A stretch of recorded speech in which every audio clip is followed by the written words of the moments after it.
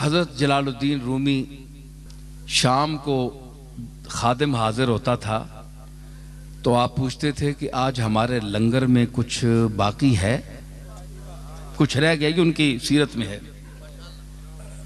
तो अगर वो कहता है जनाब कि कुछ इतने पैसे या आटा या कोई चीज़ बच गई है, मौजूद है, तो फरमाते मौलाना रूमी गमगीन हो जाते, कहते कि आज मेरे घर से शद्दाद और फिरौन के घर की बू आ रही है, ये माल क्यों बचा? अर्ज करते हुजूर कोई मांगने वाला आया ही नहीं, कोई मुस्तहिक आया ही नहीं, तो चीज़ बच कर रह गई है, अब हम क्या कर सकते हैं? फरमाते कि नहीं, नमरूद और हामान के घर की मुझे खुशबू आ रही है, ये क्यों बचा? और जब कोई आकर ये कहता कि सरकार आज कुछ भी नहीं बचा, तो फरमाते कि आज मुझे कमली वाले के घर की खुशबू आ रही है।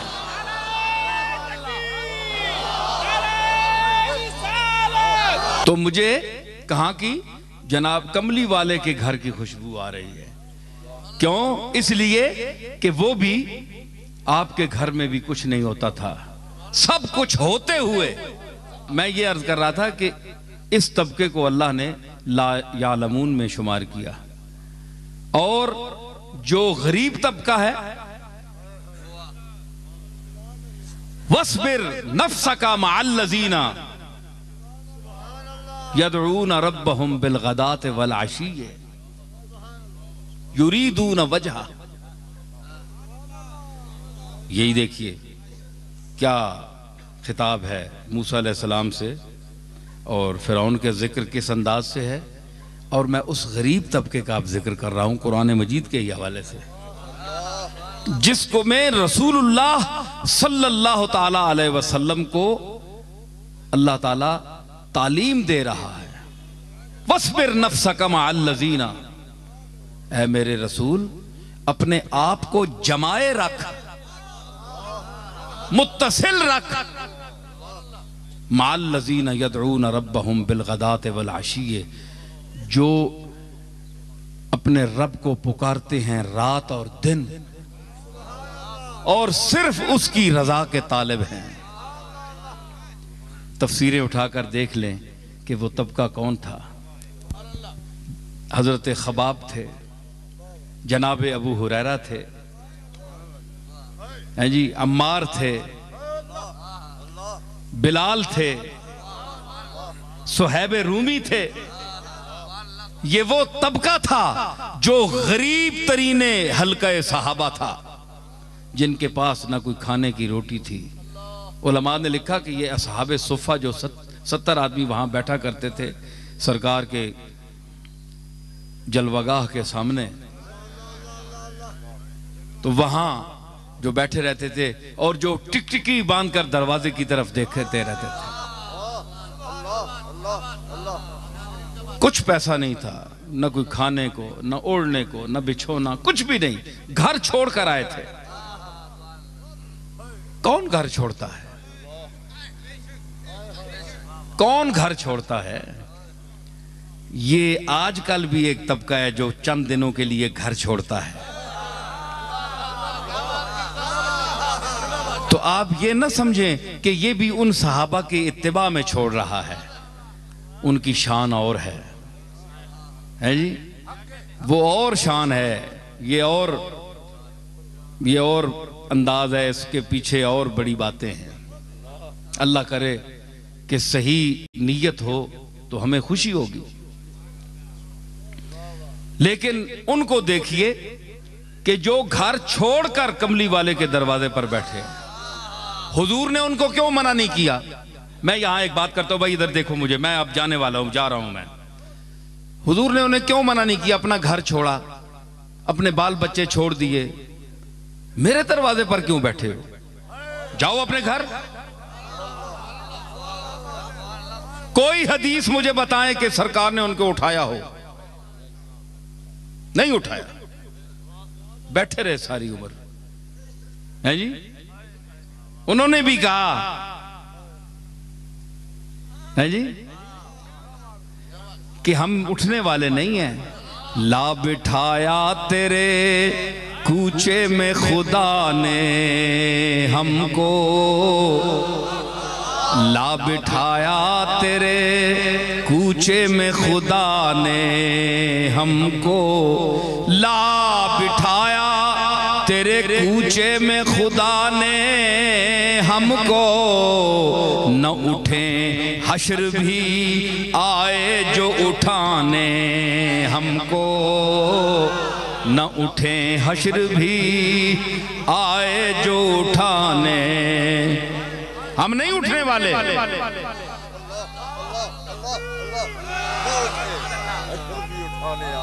जनाजा बन के उठेंगे, तमन्ना बन के बैठे हैं। हम नहीं जाने वाले, तमन्ना बन के बैठे हैं।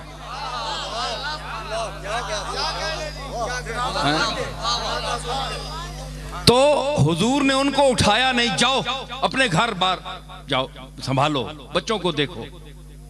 आज जो कहते हैं तुम जाली के सामने क्यों खड़े होते हो, हुजूर नापसंद करते हैं।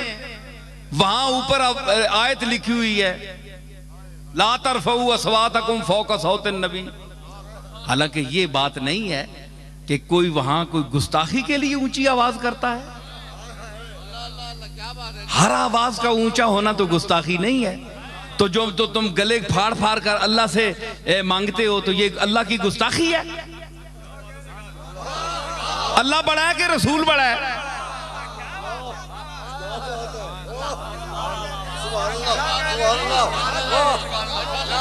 अल्लाह खालिक रसूल है। तो इतने शोर मचाते हो रो रो के, चाहे कोई देवबंदी है, चाहे कोई बरेलवी है, कोई भी है, रोते हैं, आयतें पढ़ते हैं, रुलाते हैं, क्या क्या दिखाते हैं, क्या क्या मंजर दिखाते हैं। तो ये अल्लाह की गुस्ताखी नहीं है? अरे हया वालों को देखा है मैंने, हाँ हमने भी देखा है। तुम तो आंखें फाड़ फाड़ कर चांद को देखते हो, उन्होंने कभी आसमान की तरफ रुख नहीं किया, नजर नहीं उठाई।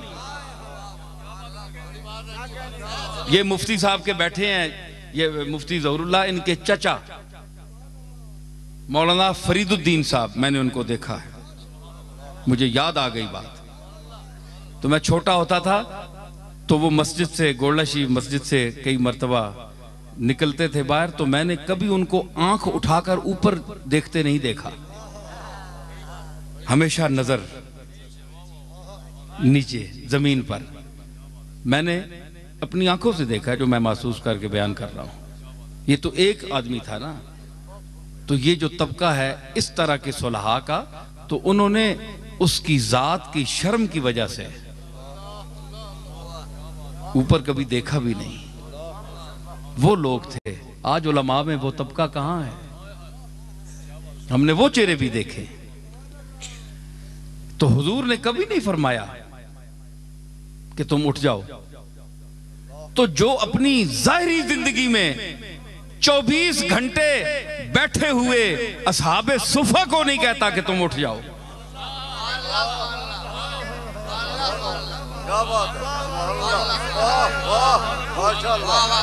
तो आज जाली के सामने जो फकीर बनकर उसकी जाली के सामने अपने दामन फैलाकर खड़े होते हैं, क्या आप ये तवक्को कोई कर सकता है जिसका दिमाग हाजिर हो, जो अक्लमंद हो, जो चब्बल न हो?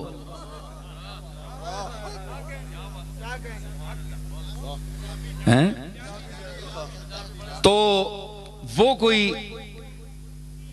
ये बार कैसे जाती हैं, लोग कहते हैं हमें समझ नहीं आती ये कौन सी जबान बोल रहे हैं, इसलिए मैं मजबूरन बोल रहा हूं, कुछ ना कुछ जुमला आ जाएगा।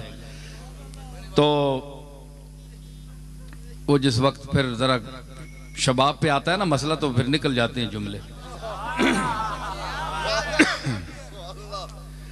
तो उसमें कभी आपने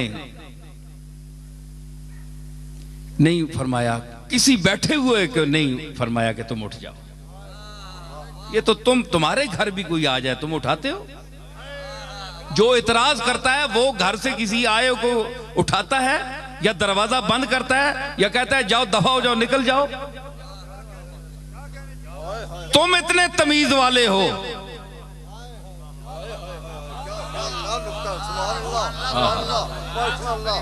बड़े अखलाक वाले हो, जिसके लिए फरमाया व इन्नका लअला खुलुक़िन अज़ीम कि ऐ मेरे महबूब तू अखलाक अजीमा की उन मनाजिल रफिया पर फायज है कि वहां से ऊपर कोई अखलाक का दर्जा नहीं है।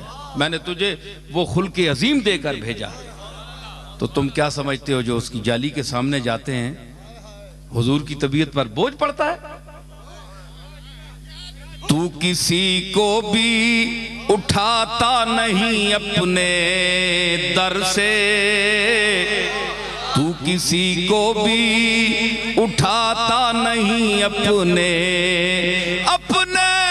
दर से, तू किसी को भी उठाता नहीं अपने दर से, तू किसी को भी उठाता नहीं अपने दर से कि तेरी शान के शाया नहीं ऐसा करना, कि तेरी शान के शाया नहीं ऐसा करना, कि तेरी शान के तेरी शान के शाया नहीं ऐसा।